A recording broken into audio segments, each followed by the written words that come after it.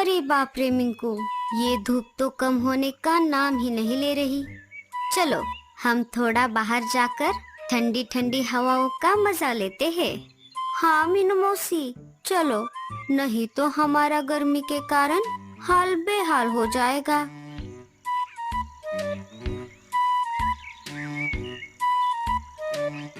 अरे यहाँ ठंडी हवा के बजाय गर्म हवा ही ज्यादा लग रही है। लगता है ये मौसम हमारी जान लेकर ही रहेगा। मीनू मौसी, क्या हर साल इसी तरह जंगल में इतनी गर्मी होती है? नहीं रे मिंकू, पिछले साल वो भी क्या दिन थे, पर इस साल नदी भी सूख गई और हमारी किस्मत भी। सुनो सुनो सुनो, सभी जंगलवासी सुनो। पिछले साल के मुकाबले इस साल गर्मी थोड़ी ज्यादा है, इसलिए राजा जी ने सबको यह सूचना दी है कि बिना जरूरत के कोई भी पंछी धूप में बाहर ना निकले। अगर कोई जरूरी काम करना हो तो सुबह या शाम को करे। अरे रिंकू, चलो चलो, लगता है उसे चक्कर आ गई है। अरे ओ उल्लू भैया, अरे ओ उल्लू भैया। मुझे क्या हुआ था? कुछ नहीं, आप हमें धूप में घोंसले से बाहर ना निकलने की सलाह दे रहे थे।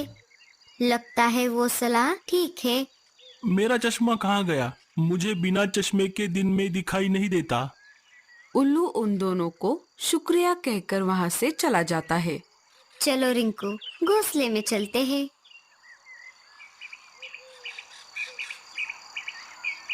देखते ही देखते ये खबर पूरे जंगल में फैल जाती है। इस धूप से तो जान निकली जा रही है। हमारे इलाके में ना तो पेड़ है, ना ही घोंसलों को छत है। वो तो शुक्र मनाओ कि चील यहाँ नहीं है, वो दूसरे जंगल गए हुए हैं, नहीं तो हमें ही उनके लिए घोंसला बनाना पड़ता। क्यों ना हम एक अच्छा सा घोंसला बनाए? पर उतनी मेहनत करेगा कौन? मोटू और छोटू, तुम दोनों जाकर लकड़ियाँ लेकर आओ। तब तक मैं घोंसला कैसे बनाना चाहिए इसकी प्लानिंग करता हूँ। लकड़ियाँ लाने के बाद क्या करेगा तू? मैं तुम्हें बताऊंगा कि घोंसला कैसे बनाना है। हाँ हाँ, बहुत अच्छा आइडिया है। इसका मतलब मेहनत करें हम और आराम करो तुम। सुनो सुनो सुनो, अरे पहले टोपी पहन लेता हूँ, अगर बोलते बोलते मुझे फिर से चक्कर आ गई तो। हाँ अब ठीक है, फिर से बोलता हूँ। सुनो सुनो सुनो, पिछले साल के मुकाबले इस साल गर्मी थोड़ी ज्यादा बढ़ गई है, तो सभी अपने अपने घोंसले में ही रहना, बाहर मत निकलना। जंगल में गर्मी कुछ ज्यादा हो गई है, ये तो हमें भी पता है, लेकिन हम कहाँ जाएं? तो घोंसले में बैठो ना। क्या दिन भर घोंसले में ही बैठे रहें? घोंसले को छत होगी तभी तो हम उसमें बैठ पाएंगे। और सब चील कहाँ गए? यहाँ तो कोई भी नहीं दिखाई दे रहा है। वो चले गए दूसरे जंगल, पर हम कहाँ जाएं? राजा जी से कहकर हमें अच्छा सा घोंसला दिलवाओ ना। अरे मेरे पास भी घोंसला नहीं है, राजा जी प्रमोशन ही नहीं कर रहे। मैं अभी भी पेड़ के एक तने में एक छोटी सी जगह में अपना गुजारा कर रहा हूँ। फिर भी हमारे लिए कुछ उपाय करो उल्लू जी। मैं कुछ नहीं कर सकता।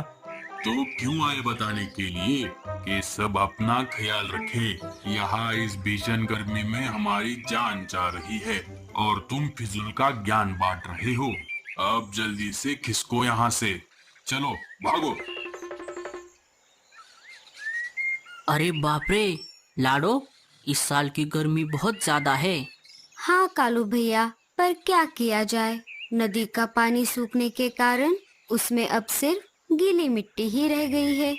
हाँ लाडो, मैं भी यहाँ आने से पहले नदी के पास से गुजर रहा था। नदी में अब थोड़ा भी पानी नहीं बचा है और कीचड़ में धंसने के डर से कोई भी नदी के पास नहीं आ रहा। लेकिन वहाँ पर हाथी दादा कीचड़ में बहुत मस्ती से लोटपोट हो रहे थे। तभी मैंने उनसे पूछा, हाथी दादा, आप इस कीचड़ में क्यों लोटपोट हो रहे हो? अरे कालू, इसमें मुझे बहुत मजा आता है। लेकिन आप तो मिट्टी से पूरा ढक गए हो, क्या इससे आपको तकलीफ नहीं होगी? अरे कालू, तकलीफ छोड़ो। इस कीचड़ की वजह से मेरे शरीर पर धूप से बचाने वाली परत बन जाती है। इससे मेरा शरीर ठंडा रहता है। और सबसे अच्छी बात यह है कि खून चूसने वाले कीड़ों से मुझे छुटकारा मिल जाता है। काश हम भी ऐसा कर पाते, लेकिन हम ऐसा करेंगे तो हम कीचड़ में धंस जाएंगे और पंखों पर कीचड़ लगने की वजह से हम उड़ नहीं पाएंगे। चलो तो फिर, अब मैं चलता हूँ। हाँ हाँ कालू, अपना ख्याल रखना। और मैं तुम्हारे पास आ गया लाडो। अरे क्या हुआ, तुम किस सोच में पड़ गई? कुछ नहीं कालू भैया, मैं ये सोच रही थी अगर हम भी हाथी दादा के जैसे अपने शरीर पर गीली मिट्टी लगाएंगे तो हमारा भी गर्मी से बचाव होगा। लेकिन हम अपने पंखों पर गीली मिट्टी नहीं लगा सकते, इससे वो भारी हो जाएंगे और हम उड़ नहीं पाएंगे। अरे ये तो मैंने सोचा ही नहीं, हमें कोई और तरकीब निकालनी होगी। लाडो चिड़िया फिर से सोच में पड़ जाती है। हाँ, मेरे दिमाग में एक और आइडिया है, क्यों ना हम मिट्टी का ही घर बनाएं। लेकिन उससे क्या होगा? अगर गीली मिट्टी को अपने शरीर पर लगाने से धूप से बचाव हो सकता है, फिर मिट्टी का घर तो कितना ठंडा रहेगा। हाँ, ये आइडिया सही रहेगा। हम कल सुबह जाकर नदी से गीली मिट्टी लेकर आएंगे और हमारा घोंसला बनाना शुरू करेंगे। हाँ कालू भैया।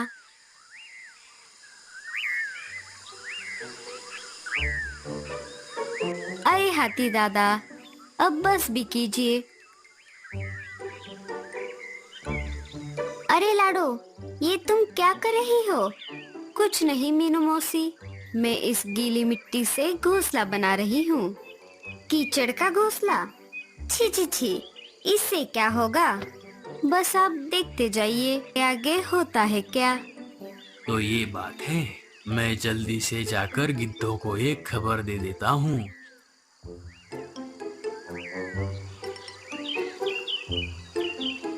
अरे मोटू भाई, क्या कर रहे हो? कुछ नहीं, धूप में मजे ले रहा हूँ। अरे भाई, तुम तो गुस्सा हो गए। हमेशा की तरह मेरे पास जंगल की एक ताजा खबर है। कैसी ताजा खबर? वो क्या है ना? तो इसमें हमारा क्या फायदा? तुम भी मिट्टी का घर बनाओ। इतनी मेहनत और हम कभी नहीं करेंगे, और अगर घोंसला बनाकर भी गर्मी से छुटकारा नहीं मिला तो क्या होगा? हाँ, बात तो सही है। ये देखिए कालू भैया, हमारा मिट्टी का घर बनकर तैयार है। हाँ लाडो, अगर इस मिट्टी के घर से हमें धूप से छुटकारा मिल गया तो बहुत अच्छा होगा। लाडो, इसमें तो बहुत ठंडा लग रहा है, मानो गर्मी का मौसम है ही नहीं। लाडो, क्या मैं अंदर आ जाऊं? हाँ रानो बहन, आ जाओ।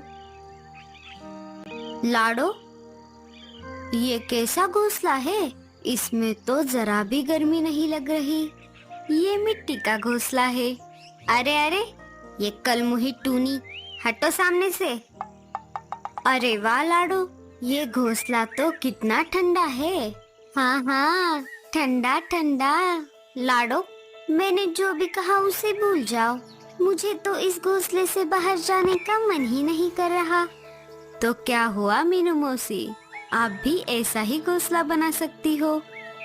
चलो मीनू मौसी, हम जाकर नदी से गीली मिट्टी लाते हैं। हाँ हाँ चलो। जाओ, लाडो चिड़िया को यहाँ बुला कर लाओ।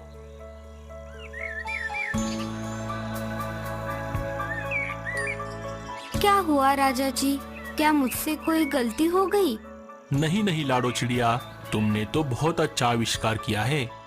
कैसा आविष्कार? मिट्टी के घर का आविष्कार, जिससे जंगलवासियों को गर्मी से बचने के लिए मदद मिलेगी।